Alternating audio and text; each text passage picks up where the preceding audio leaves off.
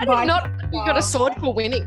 Yeah, I got a sword, and it's really cool. It's got snakes on it. Yeah, it's really rad. Yeah. It's like, whenever we have like male friends come over, they always like pick the sword up and they're like, "Can I play with it?" Yeah. It's like you think about winning and you get a trophy, Yeah. right? But it's like not over here. No. A sword and a sword only. Good as Gold's the official Gold's Gym Australia podcast.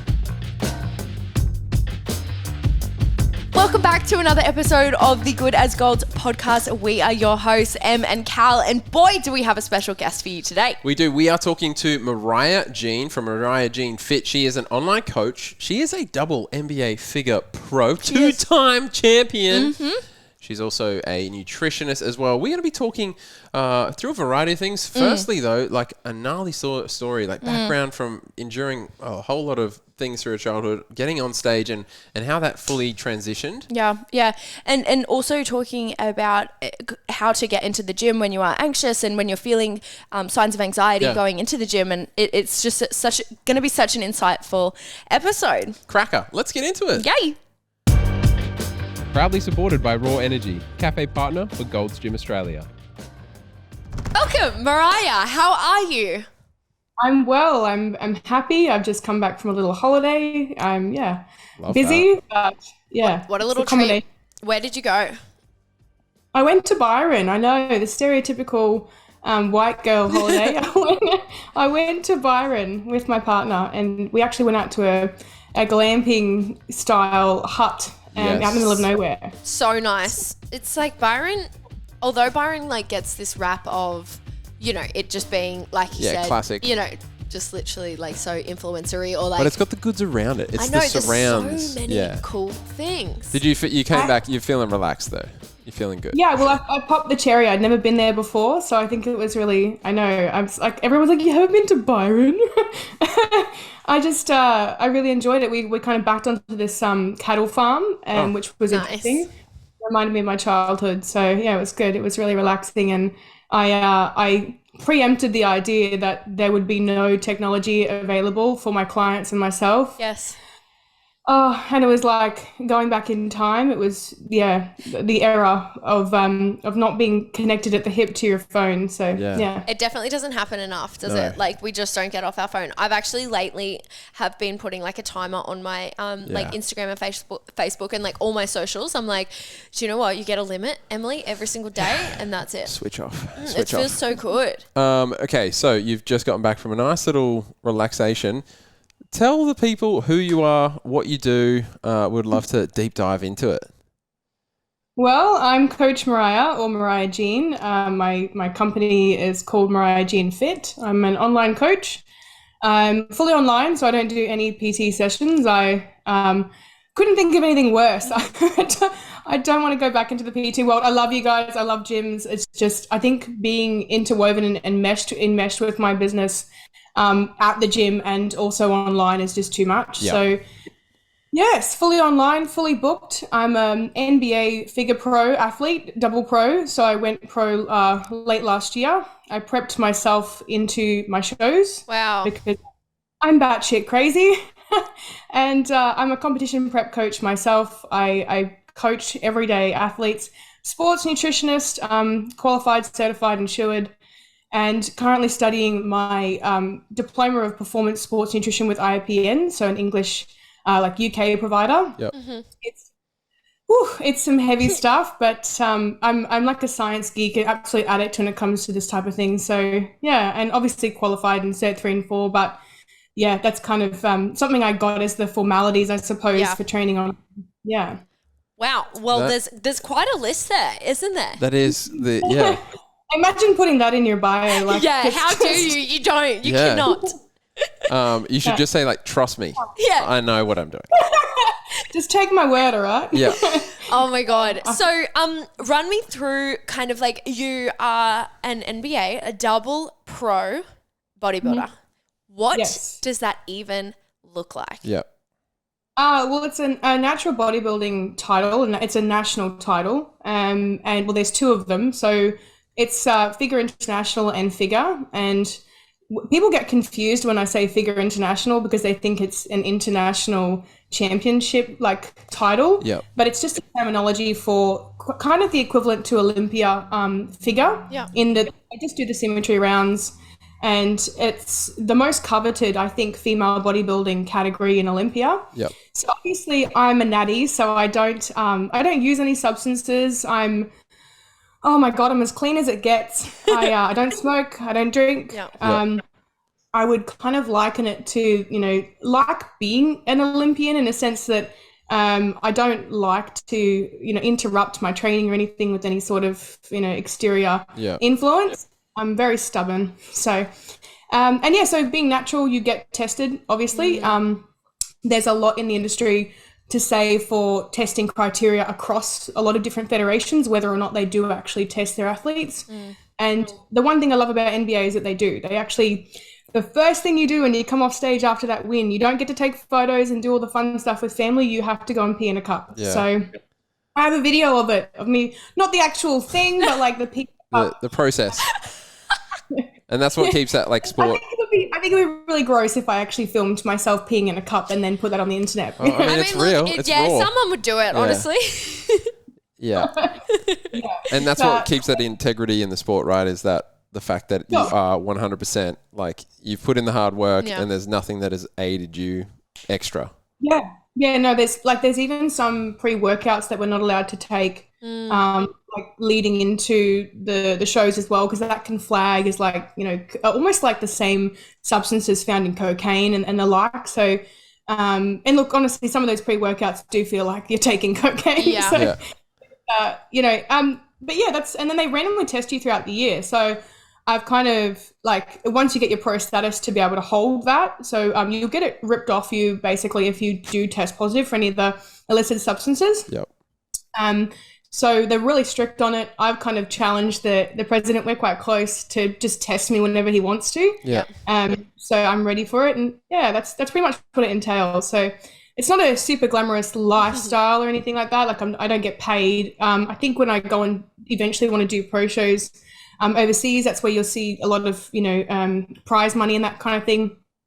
But through the COVID era, that was where I was actually training, and, even like my prep, there was multiple lockdowns. Yep. So if there was any time to test my resilience as a natural athlete, it was then. Yeah. I've got a bit of a... Pretty much. Sorry, I've just got a bit of a two-part question. So about you having like double pro, and especially going over COVID and everything, you becoming a bodybuilder, did you get in it to, like, I don't want to say win it, but did you get into the competition to get your pro status, or were you just purely in it for the sport, like you loved the physique style of things? Combination of both, because obviously I'd competed before. In 2019, I actually started competing for the first time after 7 years of training.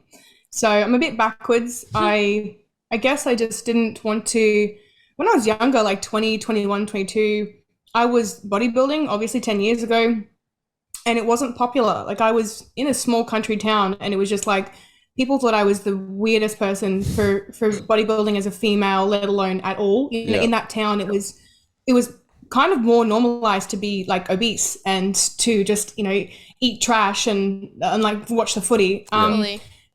Yeah, so I suppose back then when I was around like 23, 24, a lot of people were seeing what I was doing with myself, and I had a lot of external influence and push to compete, and I still didn't. I chose not to. I think back then I probably wasn't mentally stable enough to make those choices and to go into that area, and I avoided it for years. I didn't want to be a bodybuilder. Yeah.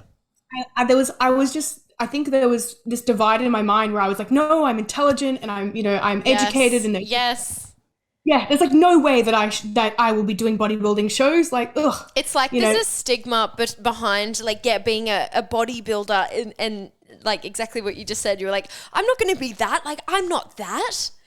I didn't want to be lumped in with the meatheads, I think, and or the the cardio bunnies. It was for me. I had a very strict upbringing. I came from a really humble background. We were broke growing up. But I really worked my ass off in my academia to try and prove myself, I guess, to my family and myself that I was worthy. And I think getting to my early 20s, I wanted to be something that was far above and beyond a physique. And I avoided it for so long. I avoided my passion for so long because I was worried about the way that people would perceive me as a woman and as, you know, my level of intelligence and everything like that. I was like, no, I've got more on the inside. Yeah.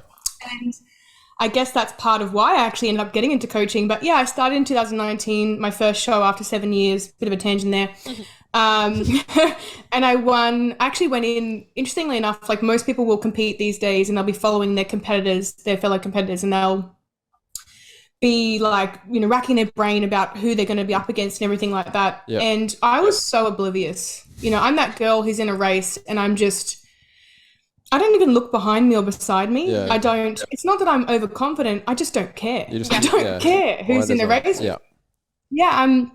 I've always been super determined, and I work autonomously all the time since I was a kid. Like, I've studied alone. I've done everything alone, but not lonely. And it was a really enjoyable experience to prep after I had been deterred from competing from like a previous ex-partner who had competed himself. So he was very much like, oh, I can, but you're not allowed to, which was kind of toxic. And I guess it was like, he said to me, like, it was a very attention-seeking sport and the like, and it didn't really add up to me that, you know, he was allowed to take his shirt off in public, but, you know, why wasn't I? Like, where are these double standards coming from?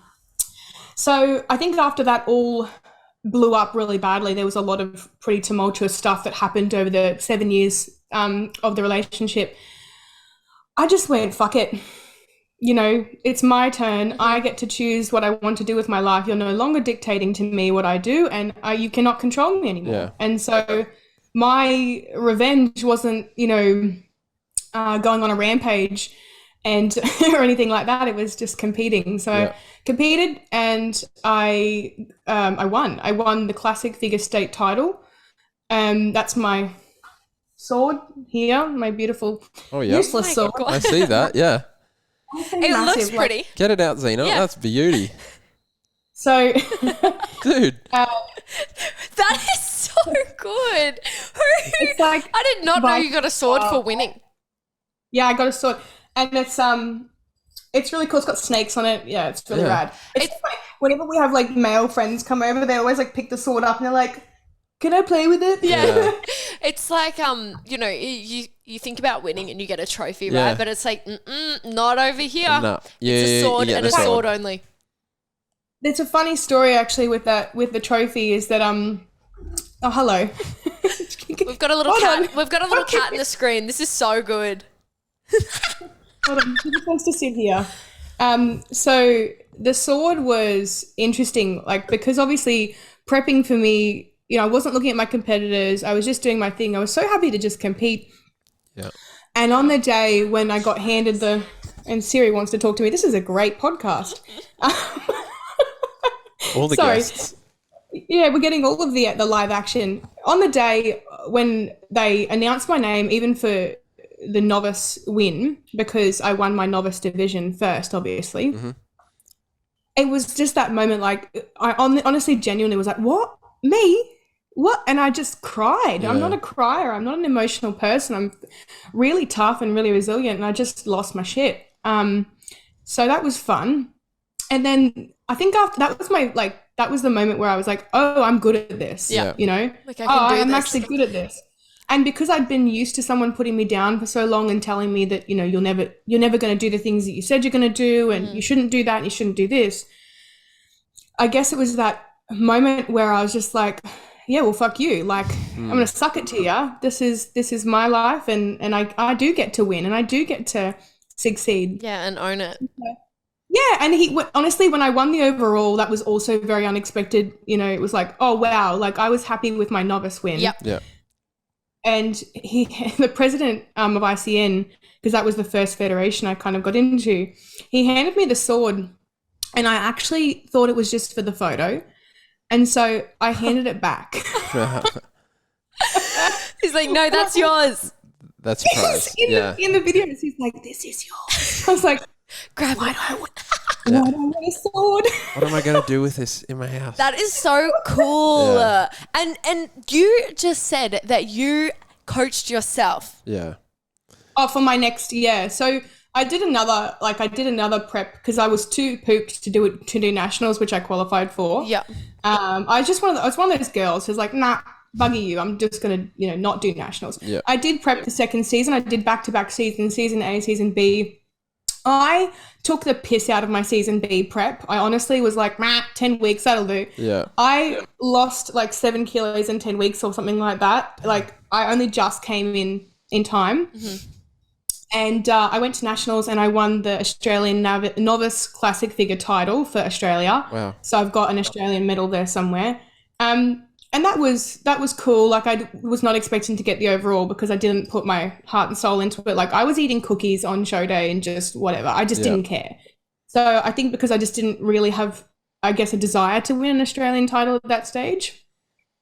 And then I took years off, obviously went through the whole COVID situation. I actually kept my business through the whole thing. Online was thriving. I did PT sessions in the park for $1 a minute. Like I was just like one of those types of people who couldn't sit still. Yeah. And I also didn't want to be a person who was wallowing in my sorrows while lockdown happened. Yeah. I wanted to be like a ray of sunshine for people who were really struggling. And I managed to do that.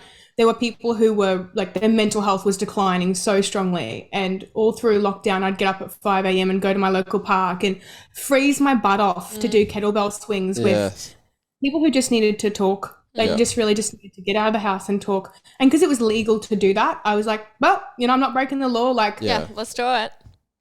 Wouldn't take government payments or anything like that. I just refused to not only not let my business die, but also not abandon anybody, in that process. So that was a lot of fun. I actually really enjoyed lockdown because it was just like getting creative and being imaginative with what I could do. And from my upbringing, that's what I was taught to do. I was taught to just figure out how to make myself happy from nothing. So I didn't actually struggle in lockdown at all. But then through that, I was training and I got a back injury. I actually, really stuffed my L4, L5 from kettlebells. And I couldn't even bend over to pick anything up. It was just agonizing. And this immune condition I've got an arthritic immune condition, and it riddles me whenever I get an injury or when I'm stressed. So I couldn't get out of bed. At one point it was that bad. And I remember thinking to myself, like, you've competed before, you've made it through these really, tough times before. You can do this again. You can come back from this. So I came back from my back injury. I rehabbed it myself. I did go to a physio for 1 or 2 sessions, figured out what was wrong, and then off I went. And I couldn't even do 7 kilo dumbbell stiff leg deadlifts. Like it was just, horrendous. Yeah. And I worked my way up. I'm now doing 47s. So like, the injury was 2020, I think. And so I just went, I'm going to build this back up again. Yeah. So I guess like fast forward to comp, I'm super fussy. And obviously when you're a coach yourself, if you're looking for a coach, specifically to when men don't intimidate me, I don't find them intimidating. I find them to be equals. And when I can find an intellectual equal in a male, especially as a coach or, somebody who's a colleague, etc., it's wonderful. And especially if there's that mutual respect between the two of us, they're not trying to come over the top of me and vice versa. I'm very strong-minded. So, you try and get into a debate with me and you will lose. But I like to have that really constructive conversation between two. I think that a coaching experience is a partnership. I don't think it's about coming over the top of people at all. So I was going to go back to my previous coach. Basically, he just said to me, look, I think you can do this yourself. Like he's like, Mariah, you don't need me. Like even halfway through most of our preps we've done together, you call the shots. I was just there for you. And I was like, oh shit, should I do this? And I just kind of did. I think I got 8 weeks into my prep.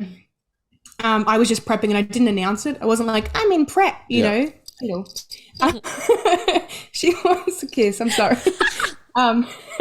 My cat is very needy. So I guess like I was like, I got 8 weeks into prep and I didn't tell anyone until I was probably like 10 weeks deep, 9-10 weeks deep. And I remember rocking up to one of the posing sessions and another coach was like, I didn't even know you were in prep. And I said, like, why do I need to tell everybody, you know?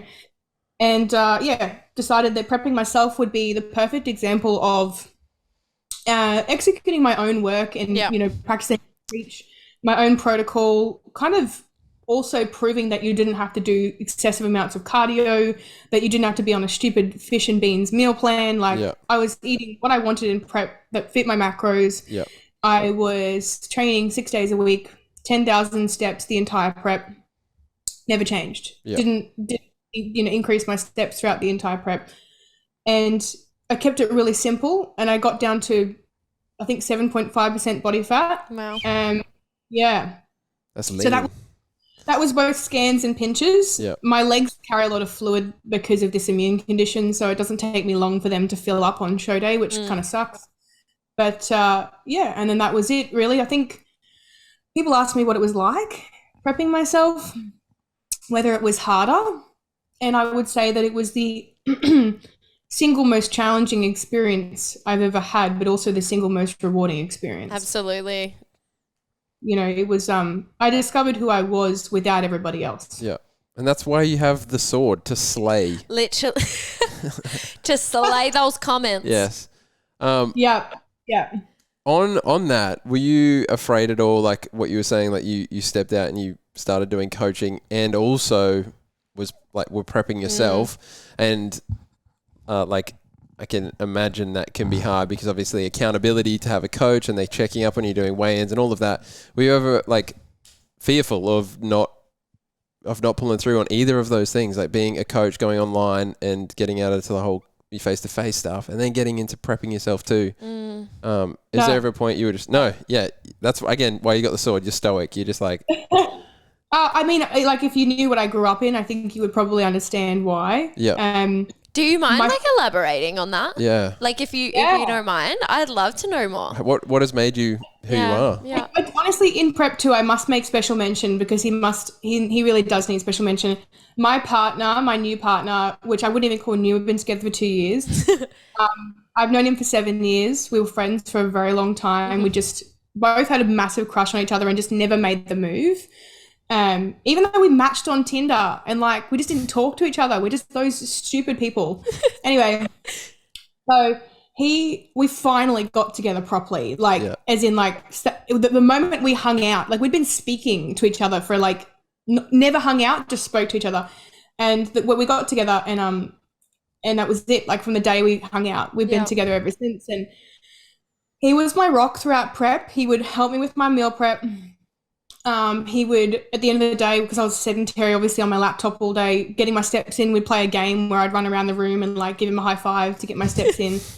And, he would go for late night walks with me in the middle of winter, so he was my rock. He was the closest thing I had to a coach. Yeah. Mm-hmm.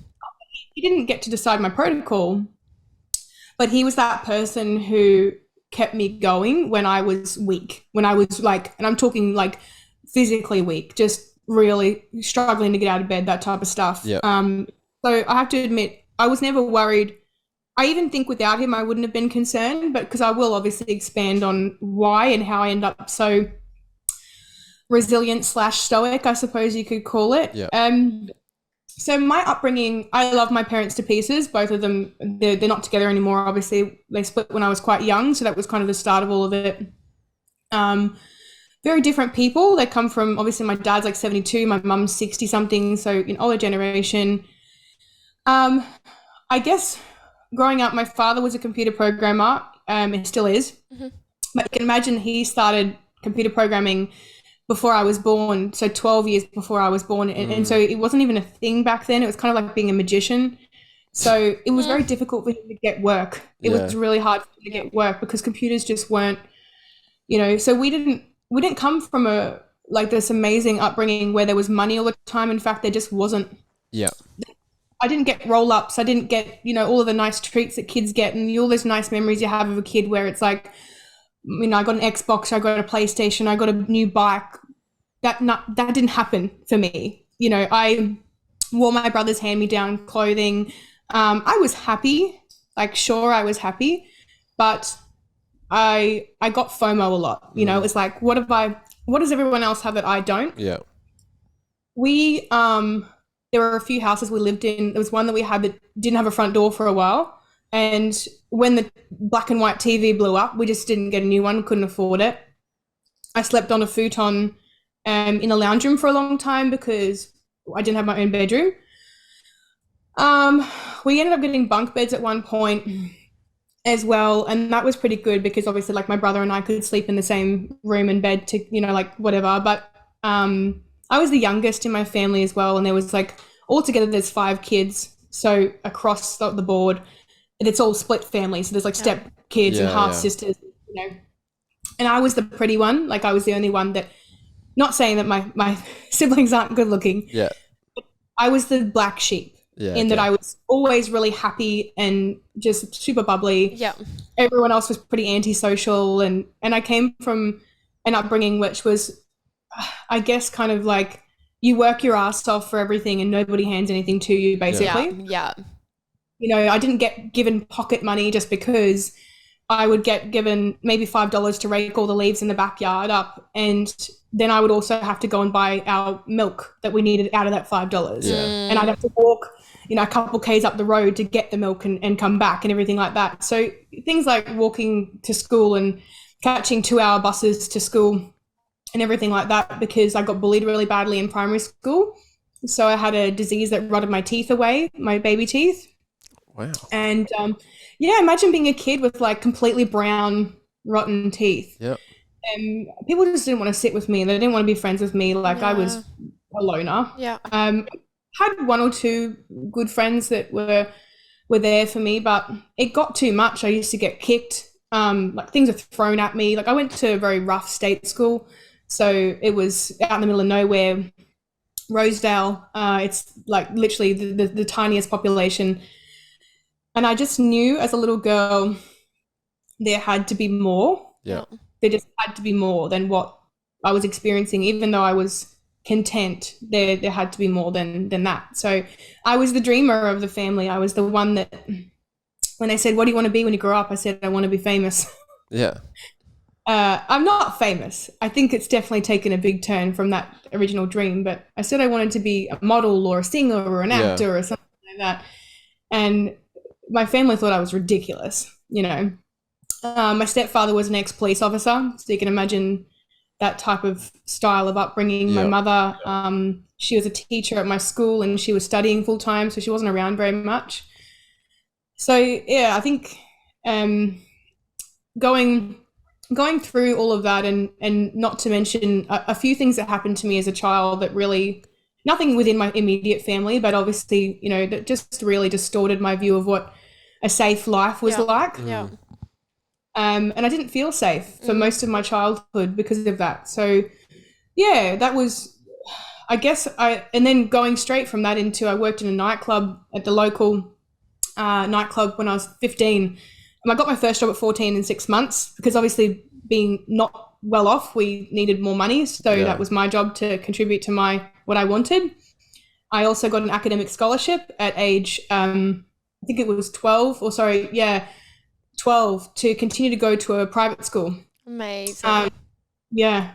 So I was like, because I wanted to get out of this being bullied, right? So, you know, we sat the scholarship test and I tested in the top 1 percentile of social science, maths and English in Australia.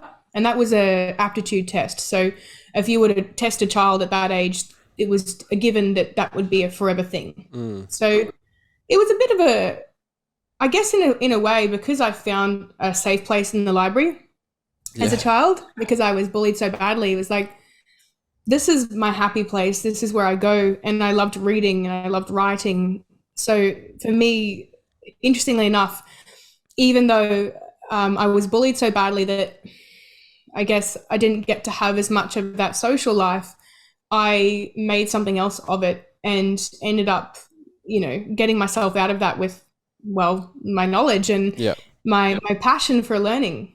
So and after that, we worked at the nightclub when I was 15. It was rough. I saw people being cut open, like with, you know, bottled and glassed and vomiting all over themselves and you name it. Like there wasn't anything I hadn't seen as a 15-year-old. Yeah, wow.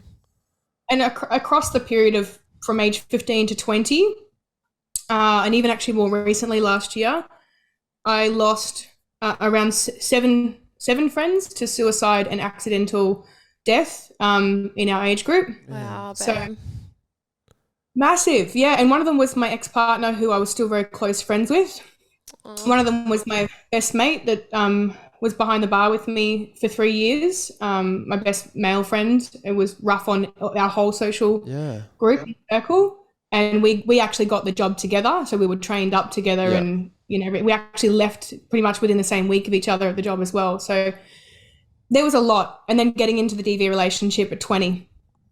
And that was being kicked, punched, thrown down the stairs, cheated on like hundreds of times, to the point where I got to when I first competed and thought, no one can take anything else from me now. You cannot possibly take more from me if you fucking try. Yeah.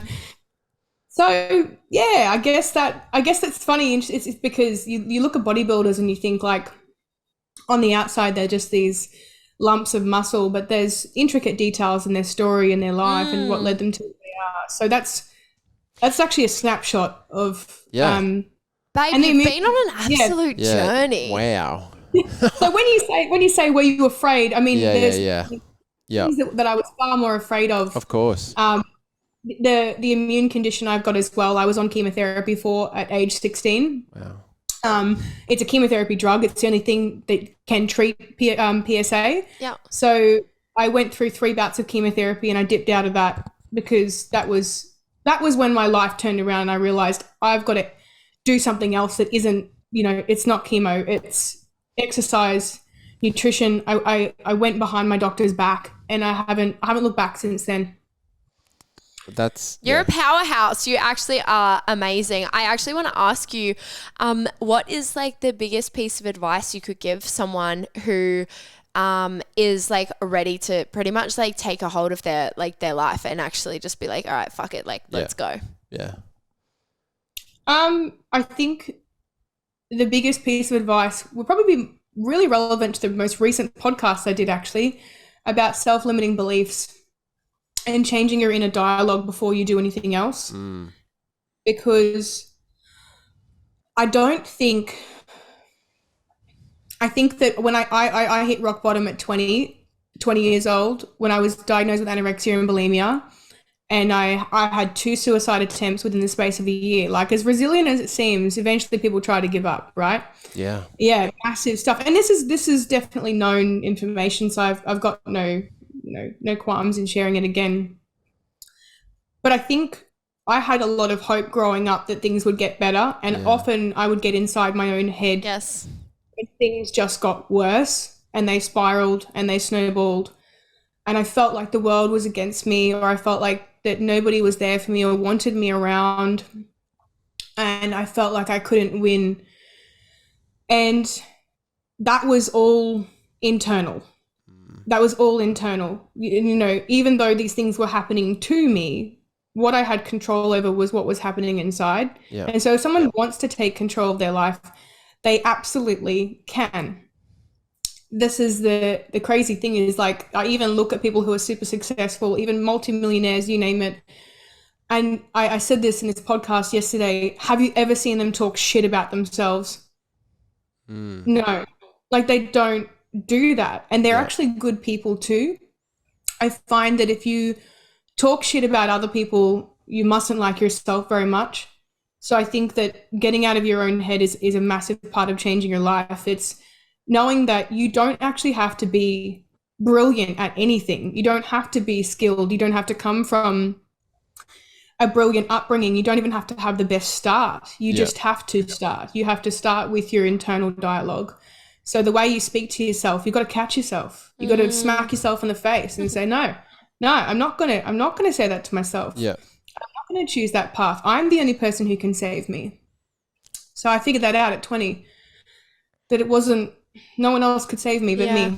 Yeah, and I love that. I think that's really actually super powerful, and I feel like a lot of women and men are actually going to take a lot out of that, what you just said. So that was really, really powerful. Is that why you kind of wanted to get into that online fitness world? Like, is that where you were like, all right, these women need to be taught that I am, you are actually freaking powerful? Yeah. Yeah. My main motivator for getting into online coaching, actually, weirdly enough, it wasn't a choice. I was pushed into it. So people started approaching me saying like, what do you eat? What do you do for training? Yeah. And for me, it was like, no, this is mine. Like, I want to be selfish with this. Yeah. I didn't want to share. This was my my happy place. And I think sharing for me meant that then I had to tell them my secrets, and then it was like, and what's interesting is the more I shared, the better I felt. Yeah. The more I told people how to do this and I taught people how to change their lives, the better I felt. And the more that I unraveled that, the more I saw that there was so much happening where people were punishing themselves constantly with food and exercise, that where they had a terrible relationship with themselves and with other people and with their exercise and their food choices, and that they, going through my recovery from the anorexia and bulimia, I realized that I wasn't the only one, whether they were anorexic or bulimic, I wasn't the only one struggling. Yeah. And then I actually realized how rewarding it is to help other people and to be the reason or be part of the reason, and also not have to take credit all the time for it. Like, I've helped honestly thousands of people since I started. Yeah. And some people will never have spoken about it, will just have gone along their life, and their family the dynamic may have changed with their family, or their kids might be eating healthier now, or they may have there's a few chronic diseases and things like that where people have had a diagnosis of potential cancer, and then it's come good because of the changes in their nutrition. So just stuff like that where I'm glad I got pushed into this, and I'm glad that people almost pressured me into becoming a coach. I think it's so, I mean, like, I love seeing women in like a point of just not even influence, but that it's other like women can rely on. Yeah, like passionate about helping not just other women, but helping people in general. I'm going to stick in the realm of helping women though, because we're both PTs ourselves, and been around the industry, been in and out of gyms. I do find a lot of my female clients, their first struggle is always around anxiety around the gym, or like you were saying, you like sort of had limited beliefs, like, could I do this? Could I not do this? Could I be a bodybuilder? Like, what if someone shuts me down? Like, when someone comes to you, or like, what's a bit of advice around that anxiety around the gym, or getting started, or like to put those options, like you were talking about, you kind of put yourself in a box and you're like, no, I have the ability to move on, get out of where you were, get out of the relationship, get out of the job. Like, where do you start? I have a podcast on this as well. I have a podcast on, it was actually one of the first ones I did, how to overcome your gym anxiety. Yep. Gym anxiety is actually in the top 5 highest anxiety, fears in the world, like along with fear of sharks and fear of dying, right? Yeah, would you believe that? I actually would. I honestly would. Yeah, I mean, going into that space, yeah. Yeah, for sure. Like, I get it. I think from what I've heard from a lot of people, I'm afraid of people judging me that I'm doing the wrong thing. Totally. I'm intimidated by men. I think that was a really big one. Yep. I'm intimidated by men looking at me. I'm intimidated by just people looking at me in general, whether I'm doing the exercise right. Yeah. I think that the life-changing moment, before you even step into a gym, before you even think about it being a gym, right? Because it's the gym thing that seems to be this massive focal point. When you walk into a shopping center, do you give a shit what someone thinks about you when they're walking past you? Like, no, right? You don't. Like, bloody Joe and his kids walking past you, you're not thinking, oh my God, he's judging my outfit, or he's judging the way I walk. You don't. Some people might. Yeah. Shopping centers are a place of anxiety for me too. I actually put my headphones in and just, zone out. Yeah. I hate shopping. Can't stand it. Not a typical female.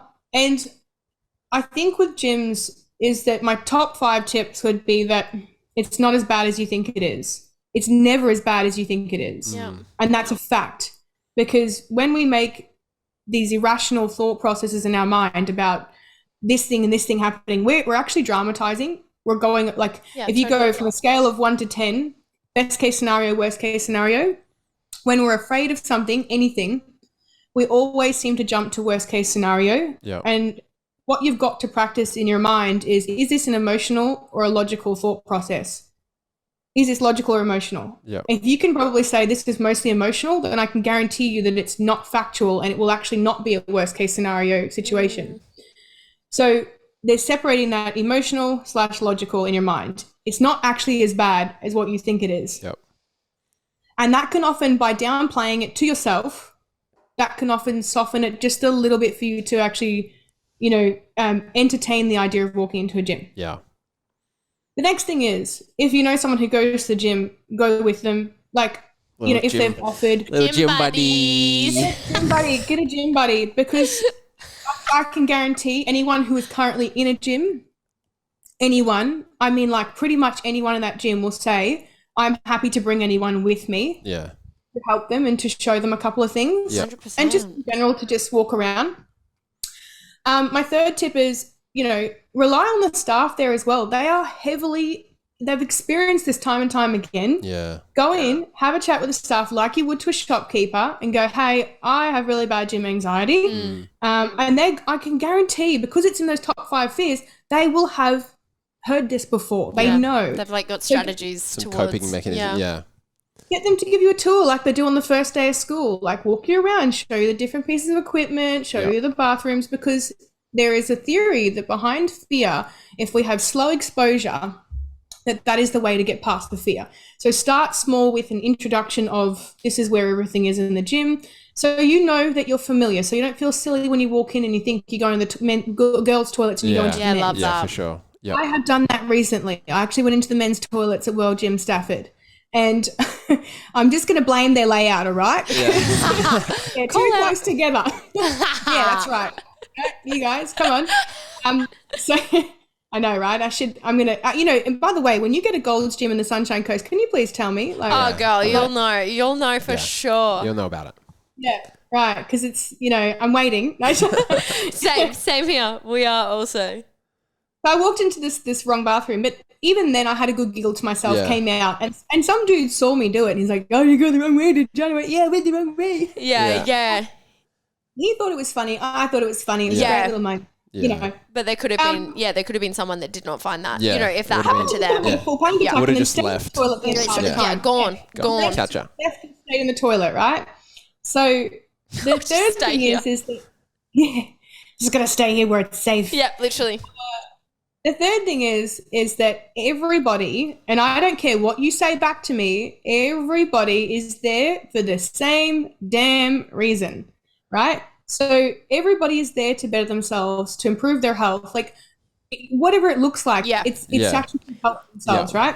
So if you can imagine all those people you're worried about that you're looking around at, yes, that person might know how to do that exercise. Yes, that person might be jacked. Yes, that person might be skinny, whatever preconceived ideas you have of somebody's appearance. I am a perfect example. You've met me today. I'm friendly. I'm a bit crazy, but I look the way that I do. But I'm also not a bitch. I'm not going to be absolutely nasty to you. Yeah. And I think the preconceived idea that because people look beautiful, they look a certain way, that they're all of a sudden better than you, and there's this kind of hierarchy that you make in your mind. Well, I've never been to the gym before, and I only walk on the treadmill, and I haven't done any weights, and so therefore I'm nothing. Those people all had to start somewhere. They all came to the gym for the first time at some point. They were all afraid. They have been where you are. And therefore, no matter how much fear you have around this, they will understand. They will, and you know what? If they can see that you're a little bit scared, you know what's interesting? If you take your headphones out and you ask somebody next to you, hey, can you please help me with this? Most of the time they're going to say yes. If they don't and they say no, like, oh, I don't know how to use that. Guess what? They're in the same boat as you, buddy. Like, how cool. Someone either can help you or is in the same boat as you. Exactly. So the relatability is massive. Look at them all as normal human beings instead of beautiful people who are snobs. No matter what look they've got on their face, I've got an awful resting bitch face in the gym. And it's not because I'm trying to deter people. I can't see. I'm short-sighted. Okay? I can see this. My resting bitch face in the gym. I don't even know if it's resting bitch face, but like honestly, it's just like my facials in the gym is not okay. When you're on the pain train, it's different. Like when you're in the different. middle of your last set and you drop set or something, you just look, anyone who looks at you is copping something. They're getting devil eyes probably. Just like I'm looking through you, not at you. Exactly. half the time too, you've got to think that sometimes that's their way of coping with being in a big crowded place too. Yeah. Is that they put a wall up because they're scared too. 100%. They're a little bit frightened. You know, it's like when you see a snake. The snake's more scared of you than it is of it. Like, oh, wait, that thing. Yeah. We got you. Yeah. That little tongue twister. Yeah. So my final tips would be that if you are still a little bit frightened, start on the treadmill, of course. Go for a little walkie walk, and that way you can keep watch for a while. Yes. I did that for months. I love that. You know, 10-minute walk on the treadmill, looked at the piece of equipment. Yeah. Get comfortable in your environment. Yeah. Yeah. Yeah. And then I suppose there's probably more like 6 tips. The 5th tip is headphones are your best friend. Okay. Put your headphones in. You go to your happy place when you listen to your favorite music. Yeah. Love it. Don't try and walk into a gym with no headphones, listening to the gym music and people's grunting noises, expecting yourself to get less anxious. You know, I don't like hearing myself. Yeah. So I put headphones in that loud I can't hear myself. Yeah. And I think to myself, mate, if you don't have headphones on next to me, that's on you. Like you volunteered to listen to my crazy grunting noises. I don't actually, not that noisy. Yeah. But I just think of it that you're in your own world. Once the headphones are in, you've got your own tunes. Make sure it's a playlist that you really enjoy.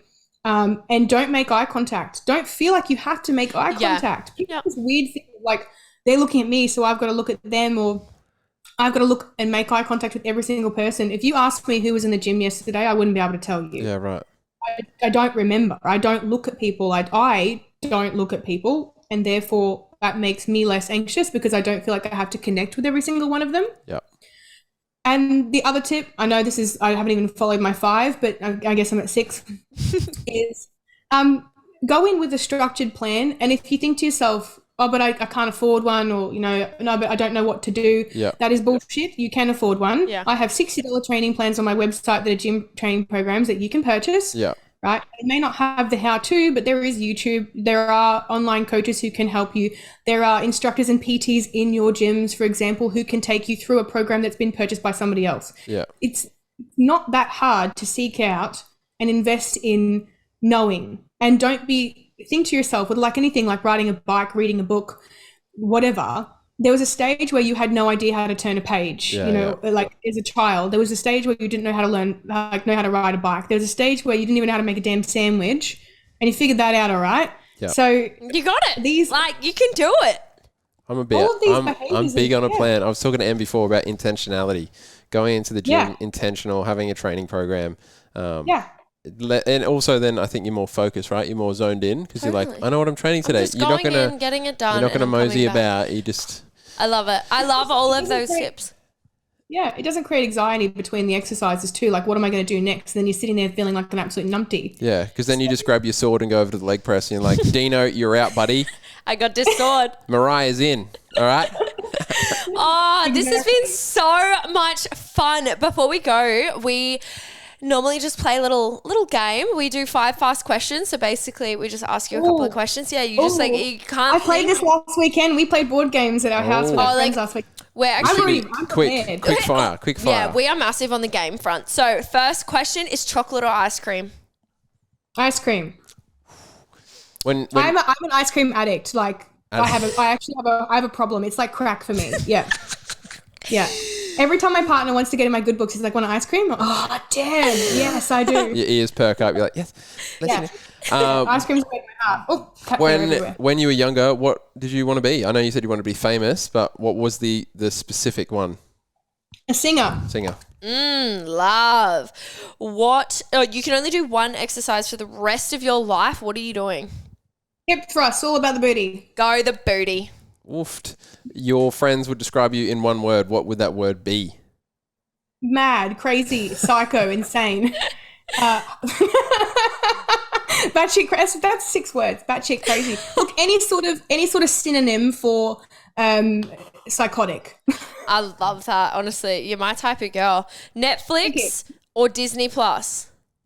Netflix. I'm so sorry. I'm not a kids movie person. Please don't hate me. Do you know what? Disney Plus actually has some good things on it. Yeah? I've never been a Disney person because I was a poor kid. We couldn't afford Disney anything. So I think I've got like a resentment towards Disney. Yeah. You're like, I will not. My partner is the polar opposite. He's this like 6'2" tattooed like like jacked as shit dude, covered in tattoos, and he can literally recite Frozen. So that's cute. Let it go, hey? Let it. I'm going to sing that now. Dang it. I shouldn't have said that. Stop it. Oh, babe, thank you so much for coming in or chatting with us. Yeah. It has been an absolute pleasure. And honestly, like, it's inspiring to see you growing up from such a, like, you're literally, it feels like you're probably in two different worlds. Like, it's like, yeah, to hear that and like to look at like your physique that you got to as well. I was peeping some of those. It's incredible physique. Seriously. And like, you know, you've gone through some true grit prior to like a 24-week prep or some shit, because I mean, that must have been easier than like the life that you had lived or have lived, I should say. Where would people find you if they wanted to come check you out, suss you out? What's the best way to find you? Because I'm everywhere. I tried the Mariah Carey thing, and I just had Mariah Carey fan pages pop up everywhere on Instagram when I went to find you. So, what is your Instagram? What's your IG handle? IG handle, I've always used my middle name as pretty much my, I guess, like persona. So it's Mariah Jean Fit, just one word, Mariah Jean Fit, Mariah. I'm not Maria. The reason why I use my middle name, I see it a lot with fitness influencers. They get married, then they have to take, you know, the partner's name. And although my partner's name is like one letter different from my name, my last name, so it's the weirdest, you know, I'm making a match advice. Yeah, when he finally puts a ring on it. Hint, if he's listening. Listen, boy. Yes. Mariah Jean Fit, and that's on Instagram. It's Mariah Jean Fit on Facebook. They're separate words. It's Mariah Jean Fit on TikTok. It is Mariah Jean Fit on YouTube. It's else Mariah are we? Jean Fit, baby. That's it. MariahJeanFit.com. I'm super original, but yes, that's my website. So consistent. Fully booked. Yeah, look, I'm fully booked for coaching at the moment for one-on-one spots. Obviously, you know, I've reached max capacity. I have hired another coach, Coach Alora. She's a carbon copy of me. If you want to have a look at Alora and you think I've got an impressive physique, she's another figure competitor. She's based in Adelaide, so she's fully online as well, and she takes my overflow. So cool. That's what we're about. Amazing. Well, thank you so much for coming on the potty today. And we look forward to hearing and seeing more with your journey. Yep. Thanks so much for having me, guys. Really appreciate it. It was a lot of fun. Pleasure. All right, bye. What an episode. I feel like so many people are going to be able to take something away from this chat. Yeah, totally. From going from where she started to going onto that stage, winning twice. Incredible. And also there's like the tips and tricks that she shared as well for gym anxiety. I think a lot of people will get out of. If you would like more of our content though, like, subscribe, share, rate, review, all of the things. It helps us so much. Yep. We hope you guys enjoyed this episode. Have the best day. Bless up. Bye. Bye. Good as gold. Gooder as golder.